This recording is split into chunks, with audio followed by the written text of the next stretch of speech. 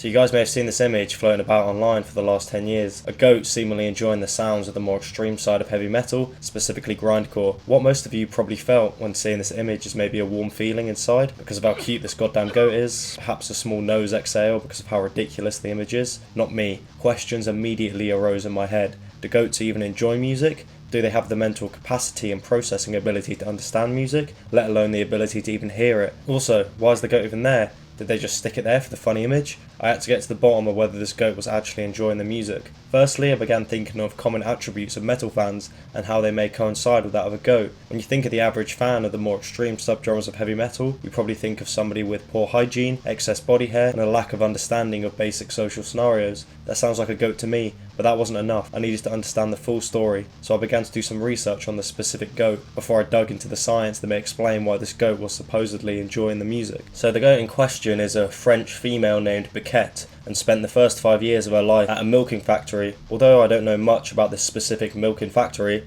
in general they seem pretty unethical, with the goats kind of just being forcefully milked with little enrichment in their life. Biquette, for unknown reasons, was sent to a small farm in France as it was cheaper than the slaughterhouse. This suggests a possibility that may link to her later enjoyment of heavy metal. It's likely Biquette was taken from her mother quite young, due to the first 5 years being spent at the factory. Oftentimes when dairy animals start producing less milk than they're worth, they get sent to the slaughterhouse. I also do believe that the factory may have not been the nicest place for the goats, as financial as opposed to ethical reasons were cited for the goat being sent to the farm. This suggests a darker backstory for Biquette, which may have shaped her taste for the heavier, more depraved side of music as an outlet. Obviously, I don't know all the facts, and I'm basically just chatting out my arse, but hey, where would the media be without sensationalisation? Biquette wouldn't end up on any old farm. This particular farm would often host concerts and festivals on the farm grounds, with much of the music being on the heavier side. This is when Biquette would begin to gravitate to the large crowds of people that turned up to the shows. Goats are actually really affectionate creatures, and although this is sometimes hard to rectify, scientists have measured facial expressions, posture, heartbeat patterns and hormone levels to deduce that goats not only show affection to other goats, but to humans as well. This originally led me to the idea that Biquette mainly enjoyed the company of the concert goers as opposed to the actual music. What adds to this theory is one of Biquette's main vices.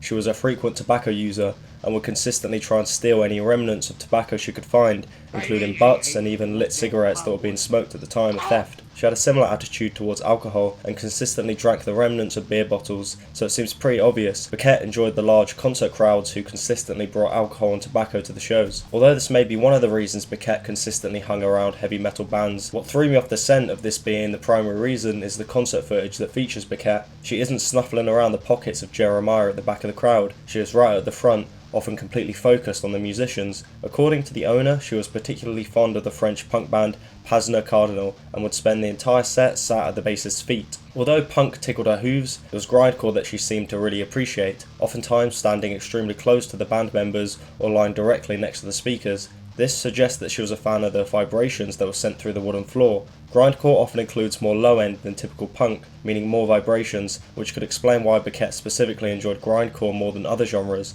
Obviously the most famous example is the Worm Rock concert, which is the show that skyrocketed Biquette to internet fandom. So right now we are aware that Biquette was attracted to these concerts for the human interaction, tobacco, alcohol and vibrations coming from the speakers, but that doesn't answer our question. Did she actually enjoy the music? Did she actually enjoy heavy metal? Well, through my research I was able to find out how complicated goats are in regards to their emotion and interaction.